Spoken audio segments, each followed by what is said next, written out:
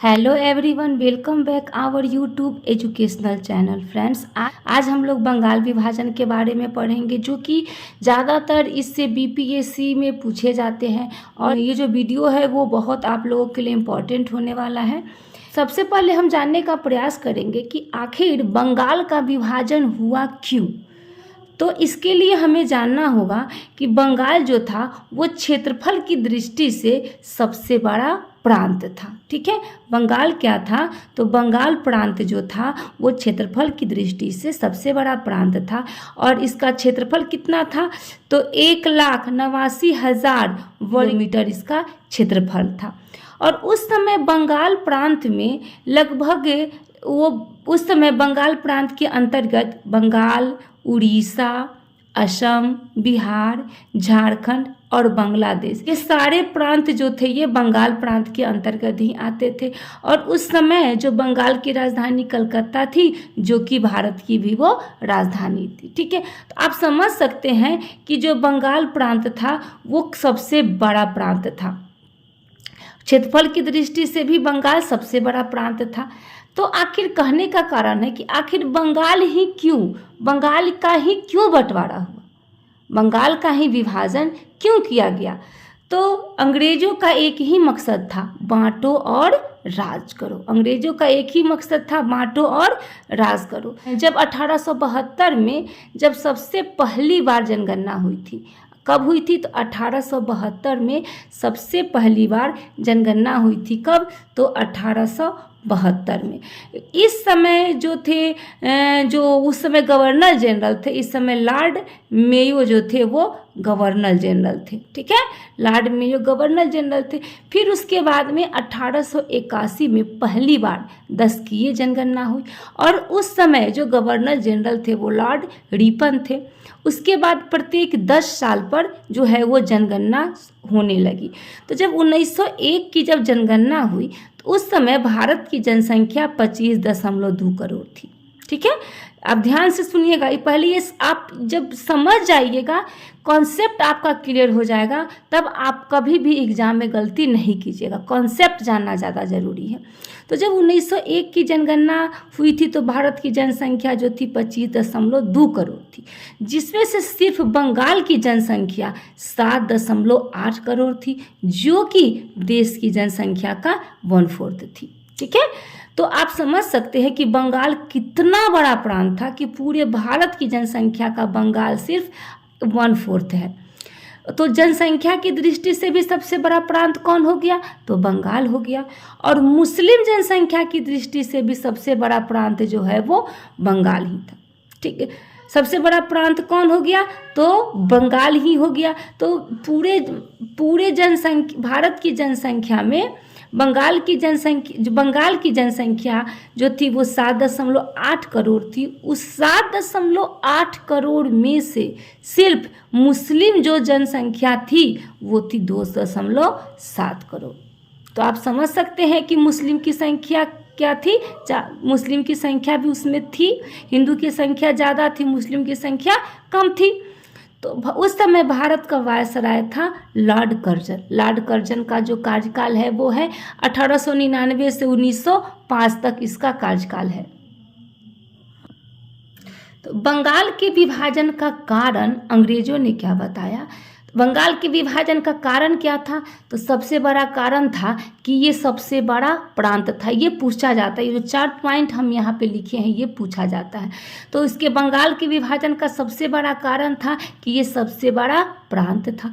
दूसरा कारण था कि यहाँ पे प्रशासनिक कठिनाई भी होती थी, अंग्रेजों को प्रशासन करने में काफ़ी कठिनाई होती थी। तीसरा था कि बंगाल जो था क्रांतिकारियों का गढ़ था, और इसी क्रांतिकारियों के गढ़ को तोड़ना था। अंग्रेजों का मुख्य उद्देश्य था कि जो बंगाल में जो क्रांतिकारियों का गढ़ है, ये बंगाल का ही हम विभाजन कर देंगे तो ये गढ़ नहीं रहेगा। आगे है कि हिंदू मुस्लिम एकता को कमजोर करना था। तो एग्जाम में पूछा जाता है, इसमें से आप चारों, ये चार जो पॉइंट है, ये 4 पॉइंट आपके लिए काफ़ी इम्पोर्टेंट है कि हिंदू मुस्लिम एकता को कमज़ोर करना था। तो एग्जाम में आपको कैसे भी फंसा के क्वेश्चन पूछा जा सकता है। बंगाल का तो अंग्रेजों ने कहा कि बंगाल का प्रशासन सुचारू रूप से काम कर सके, यही रीज़न है कि हम बंगाल का विभाजन कर रहे हैं। समझ में आया? जब लोगों ने पूछा कि आप बंगाल का विभाजन क्यों कर रहे हैं, तो अंग्रेजों ने बताया कि बंगाल का जो प्रशासन है वो सुचारू रूप से काम कर सके, इसी के कारण हम बंगाल का विभाजन कर रहे हैं। लेकिन बंगाल के विभाजन का कारण क्या था? कुछ और था। अंग्रेजों के अंदर जो दिमाग में कुछ और बातें चल रही थी, लेकिन वो तो लोगों को बता नहीं सकते थे, इसलिए लोगों को उन्होंने सिर्फ बताया कि बंगाल का प्रशासन सुचारू रूप से काम कर सके, यही कारण है कि हम बंगाल का विभाजन कर रहे हैं। अब देखिए अंग्रेज के दिमाग में क्या चल रहा था। अंग्रेजों के दिमाग में चल रहा था विभाजन का एक कारण था जो धार्मिक आधार भी था, अंग्रेजों की तरफ से ये था। तो आप देख रहे हैं कि ये जो है वो ये बंगाल प्रांत है पूरा। तो बंगाल का जो 2 पार्ट में बांट दिए, तो ये बन गया बंगाल, ये बन गया पूर्वी बंगाल और ये हो गया पश्चिमी बंगाल। ठीक है, तो बंगाल की राजधानी कलकत्ता और पूर्वी बंगाल की राजधानी जो थी वो ढाका थी। ठीक है, जब बंगाल की जो जनसंख्या थी वो 5.4 करोड़ थी, और इस 5.4 करोड़ में सिर्फ हिंदू जनसंख्या थी 4.2 करोड़ और मुस्लिम जनसंख्या थी 90 लाख। तो ये अगर यहाँ पे मुस्लिम कम है, हिंदू ज़्यादा है बंगाल में, तो इसे क्या कहेंगे? हिंदू बहुल क्षेत्र कहेंगे, क्योंकि यहाँ पे हिंदू की संख्या ज़्यादा है। फिर हम पूर्वी बंगाल पे आते हैं।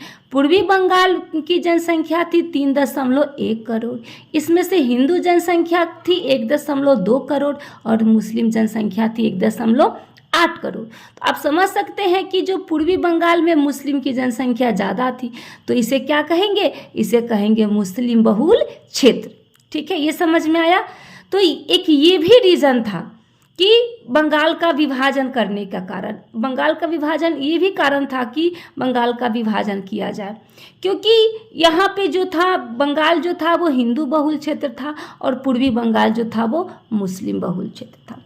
अब अंग्रेजों के दिमाग में एक और बातें चल रही थी, एक और चीज़ें थी। विभाजन का आधार जो था वो भाषा के आधार पर भी हो रहा था। अब देखिए भाषा के आधार पर कैसे हो रहा था बंगाल का विभाजन। तो आप देख रहे हैं कि ये बंगाल है और ये पूर्वी बंगाल है। तो बंगाल की जो राजधानी वो कलकत्ता और पूर्वी बंगाल की राजधानी ढाका। तो तो बंगाल की जो जनसंख्या थी 1901, ये सारी घटनाएं 1901 की बताई जा रही है। 1901 में जब जनगणना हुआ था उस समय की बात की जा रही है। तो 1901 की जनसंख्या थी 5.4 करोड़, जिसमें से हिंदी और उड़िया बोलने वाले की संख्या थी 3.7 करोड़, जबकि बंगाली बोलने वाले की संख्या थी 1.7 करोड़। ये तो आपको पता है कि ये जो है बंगाल जो है हिंदू बहुल क्षेत्र है और पूर्वी बंगाल जो है वो मुस्लिम बहुल क्षेत्र है।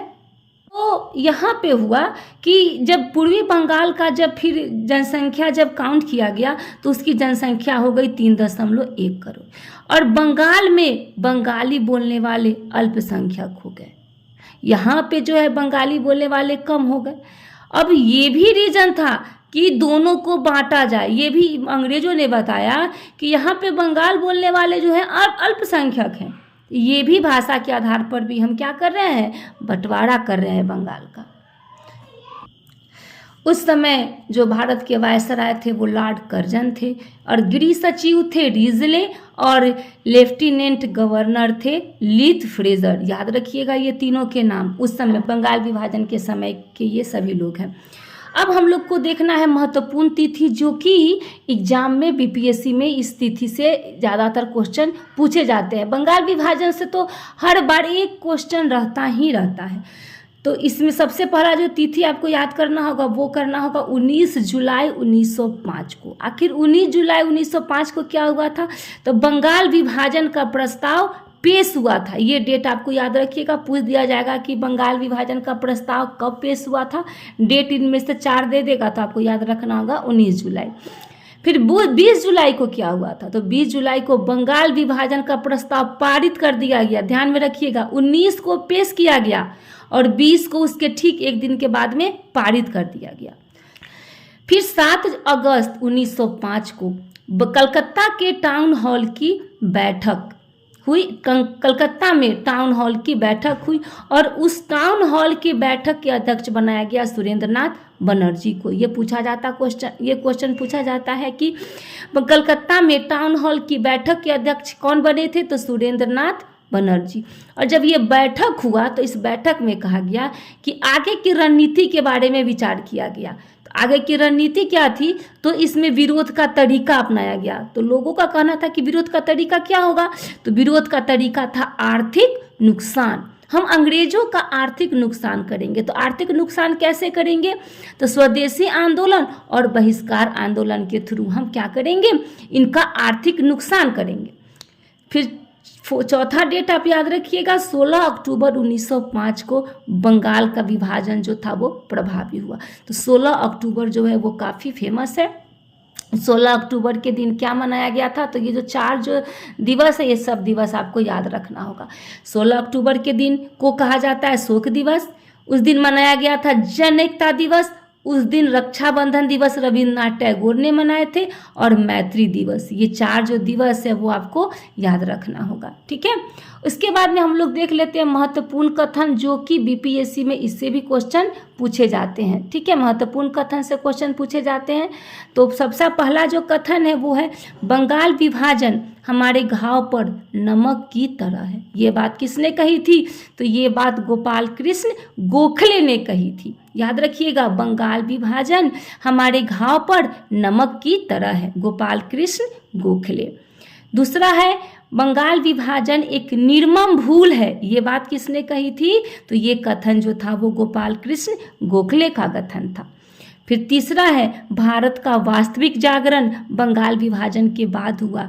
ये कथन किसका है, तो ये कथन महात्मा गांधी का कथन है। विभाजन हमारे ऊपर वज्र की तरह गिरा है, तो ये कथन किसका था, तो सुरेंद्रनाथ बनर्जी का था। तो ये 4 महत्वपूर्ण कथन है। ये चारों महत्वपूर्ण कथन को आप एग्जाम में याद कर जाओगे और इसी से पूछे जाएंगे। इससे बाहर आपका एक भी क्वेश्चन नहीं रहेगा बंगाल विभाजन से। अब हम लोग देखते हैं स्वदेशी और बहिष्कार आंदोलन। तो बंगाल विभाजन के समय स्वदेशी और बहिष्कार आंदोलन भी हुआ था। तो कलकत्ता के टाउन हॉल की बैठक हुई थी, हमने पहले भी देखा। और इसके अध्यक्ष किसको बनाया गया था, तो सुरेंद्रनाथ बनर्जी को। और उस बैठक में कहा गया कि बंगाल में जनसभाएं होंगी और जो भी कार्यक्रम है, जैसे स्वदेशी आंदोलन है, बहिष्कार आंदोलन है, ये सभी कार्यक्रमों को जनता को बताया गया, ठीक है। और बंग के विरोध में आर्थिक नुकसान करेंगे। और वो नुकसान क्या होगा, तो हम लोग स्वदेशी आंदोलन करेंगे, स्वदेशी कपड़े अपनाएंगे और विदेशी कपड़ों का क्या करेंगे, विदेशी कपड़ों का बहिष्कार करेंगे। समझ में आया, स्वदेशी आंदोलन यानी कि स्वदेशी कपड़ों को हम लोग अपनाएंगे, स्वदेशी चीज़ों को अपनाएंगे और विदेशी चीज़ों को हम क्या करेंगे, बहिष्कार करेंगे। क्लियर हो गया होगा। तो ये जो स्वदेशी और जो बहिष्कार, ये दोनों क्या है, एक दूसरे पे निर्भर है। अब देखिए ये कार्यक्रम जो था, अब इसका कार्यक्रम में क्या किया गया, तो कार्यक्रम का मेन उद्देश्य था भारत को आत्मनिर्भर बनाने का प्रयास किया जाए। ये जो कार्यक्रम हुआ था, कौन कार्यक्रम, तो जो स्वदेशी और बहिष्कार आंदोलन जो हुआ था, उसका मेन एक ही उद्देश्य था कि भारत को आत्मनिर्भर बनाए, वो अंग्रेजों पे डिपेंड न रहे, ठीक है। तो इसमें सबसे पहला जो है, इसमें विदेशी वस्तुओं का बहिष्कार किया गया। ये याद रखिएगा, विदेशी वस्त्रों का बहिष्कार किया गया, वस्तुओं और वस्त्र दोनों का बहिष्कार किया गया। ब्रिटिश वस्तुओं का बहिष्कार किया गया, विदेशी वस्त्रों का बहिष्कार किया गया। ब्रिटिश शिक्षण संस्थान यानी कि ब्रिटेन के द्वारा जो भी शिक्षण संस्थान खोले गए थे, जैसे स्कूल कॉलेज, वो सब का बहिष्कार किया गया। सरकारी नौकरी का भी बहिष्कार किया गया। अंग्रेजों के द्वारा जो सरकारी नौकरी प्रदान की गई थी, वो सारी सरकारी नौकरियों को भारत के द्वारा बहिष्कार किया गया। और 5वां नंबर में है कि विदेशी वस्तुओं के दुकानों के बाहर धरना प्रदर्शन किया गया। क्या किया गया? तो विदेशी वस्तुओं के दुकानों के बाहर धरना प्रदर्शन किया गया। तो ये जो 5 पॉइंट है, 5 पॉइंट आपके लिए काफ़ी इंपॉर्टेंट है। आपसे पूछ दिया जाएगा कि स्वदेशी और बहिष्कार आंदोलन के दौरान निम्नलिखित में से क्या नहीं किया गया। तो ये इसमें से कहीं 3 ऑप्शन दे देगा, एक अलग से ऑप्शन दे देगा। तो ये आप 5 ऑप्शन आप लोग को याद रखना होगा। इसी के अंदर से पूछे जाएंगे, इससे बाहर आपके एक भी प्रश्न नहीं रहेंगे। ये भी क्वेश्चन पूछा जाता है कि बहिष्कार आंदोलन में कौन कौन सी वर्ग ने इसमें सहभागिता ली है। तो इसमें सहभागिता लिए थे युवा, महिलाओं, कुछ क्रांतिकारी लोग और मुसलमान में सभी मुसलमान नहीं लिए थे, मात्र 3 मुसलमान। इन 3 मुसलमान का नाम याद रखिएगा, ये एग्जाम में पूछा जाता है कि स्वदेशी और बहिष्कार आंदोलन के समय निम्नलिखित में से कौन मुसलमान भाग नहीं लिए थे। तो ये 3 का नाम दे देगा, एक अलग से नाम दे देगा। तो ये 3 का नाम आपको याद रखना होगा, मुजफ्फर खान, लियाकत हुसैन और अब्दुल रसूल। याद रखिएगा कौन कौन भाग लिए थे। तो युवा, महिलाओं, क्रांतिकारी लोग और मुसलमान में कुछ मुसलमान। एक नोट है कि कृषक और मुसलमान वर्ग आंदोलन में से अप्रभावित रहे। ये क्वेश्चन पूछा गया क्वेश्चन है कि निम्नलिखित में से कौन से वर्ग आंदोलन से अप्रभावित रहे। तो कृषक और मुसलमान। मुसलमान में कुछ ही, ये 3 मुसलमान ही भाग लिए थे और कोई मुसलमान इसमें बंगाल विभाजन में स्वदेशी आंदोलन में भाग नहीं लिए थे। ये सभी मुसलमान जो थे वो बंगाल विभाजन से काफ़ी खुश थे। उसके बाद में आगे हम लोग देख लेते हैं कि कौन विदेशी और स्वदेशी आंदोलन कर रहे थे। तो मद्रास से आंदोलन कर रहे थे चिदम्बरम पिल्ले। याद रखिएगा, मद्रास से कौन कर रहे थे? चिदम्बरम पिल्ले। बंगाल से कौन कर रहे थे? तो सुरेंद्रनाथ बनर्जी। और दिल्ली से कौन कर रहे थे? तो सैयद हैदर रजा कर रहे थे। पंजाब से कौन कर रहे थे? तो पंजाब से 2 लोग कर रहे थे, अजीत सिंह और लाला लाजपत राय। ये 2 का नाम याद रखिएगा। और बॉम्बे से कौन कर रहे थे? तो बॉम्बे से बाल गंगाधर तिलक जो थे वो आंदोलन में महत्वपूर्ण भूमिका निभा रहे थे। और लास्ट एक नोट है कि स्वदेशी आंदोलन के दौरान सर्कुलर ए आज़ादी समाचार पत्र ने आंदोलन का समर्थन किया था। तो ये क्वेश्चन पूछा जाता है कि निम्नलिखित में से कौन समाचार पत्र ने स्वदेशी आंदोलन का समर्थन किया था। तो सर्कुलर ए आज़ादी जो समाचार पत्र था वो स्वदेशी आंदोलन का समर्थन किया था। तो अगर आपको मेरा वीडियो अच्छा लगे तो लाइक, शेयर और कमेंट करना बिल्कुल ही ना भूलें। तो बने रहिए हमारे साथ। मिलते हैं नेक्स्ट वीडियो में नेक्स्ट टॉपिक के साथ। धन्यवाद।